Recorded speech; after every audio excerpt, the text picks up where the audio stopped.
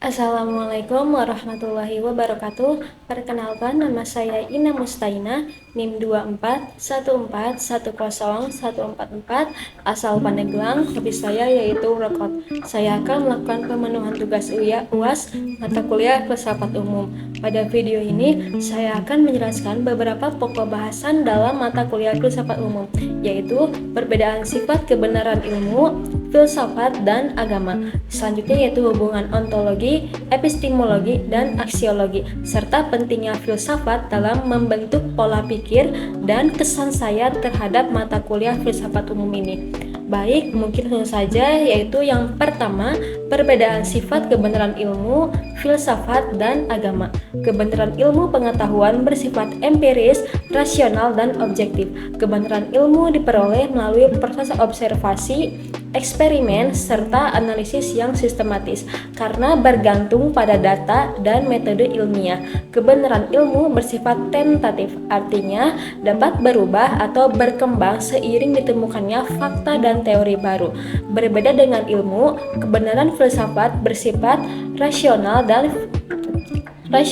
reflektif. Filsafat tidak hanya membahas gejala yang tampak, tetapi juga menggali hakikat terdalam suatu realitas.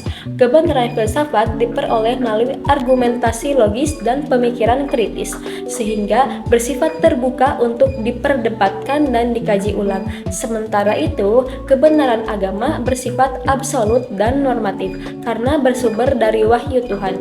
Kebenaran agama diyakini sebagai kebenaran mutlak yang menjadi pedoman hidup manusia, baik dalam aspek moral, spiritual, maupun sosial. Dengan demikian, meskipun memiliki pendekatan yang berbeda, ilmu, filsafat, dan agama tidak saling bertentangan, melainkan saling melengkapi dalam memahami kehidupan secara utuh. Selanjutnya yaitu hubungan ontologi, epistemologi, dan aksiologi. Dalam filsafat ilmu, ontologi, epistemologi, dan aksiologi merupakan tiga pilar utama dalam membangun pengetahuan. Ontologi membahas tentang apa yang menjadi objek kajian ilmu, yaitu hakikat realitas yang ingin diketahui. Epistemologi membahas tentang bagaimana pengetahuan diperoleh, termasuk sumber, metode, dan kriteria kebenarannya. Sedangkan aksiologi membahas tentang nilai dan tujuan pengetahuan, yaitu bagaimana pengetahuan digunakan dan dampaknya bagi kehidupan manusia. Ketiga aspek ini saling berkaitan. Pengetahuan tidak hanya harus benar secara teoritis, tetapi juga harus bermanfaat dan bernilai. Tanpa aksiologi, ilmu berpotensi disalahgunakan. Tanpa epistemologi, ilmu kehilangan keabsahannya, dan tanpa ontologi, ilmu tidak memiliki kejelasan objek kajian.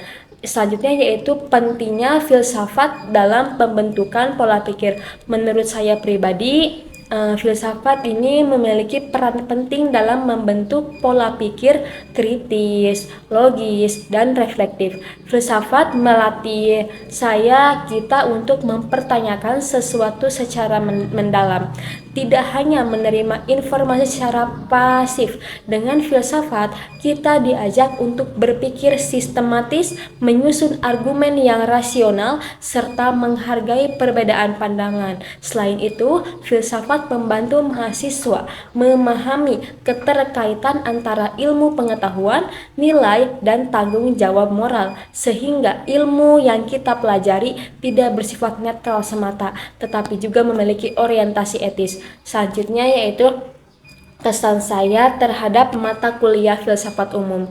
Kesan saya terhadap mata kuliah filsafat umum ini adalah mata kuliah ini memberikan dasar yang kuat dalam membangun cara berpikir akademik. Meskipun pada awalnya saya merasa mata kuliah filsafat ini terasa abstrak, susah, dan cukup menantang, filsafat justru membuka wawasan saya untuk melihat berbagai persoalan secara mendalam dan menyeluruh. Mata kuliah ini melatih saya untuk berpikir tidak hanya tidak hanya praktis, tetapi juga filosofis dan bertanggung jawab. Mungkin itu saja, demikian penjelasan yang dapat saya sampaikan. Semoga apa yang saya paparkan dapat memberikan gambaran mengenai pentingnya filsafat dalam kehidupan akademik dan kehidupan sehari-hari.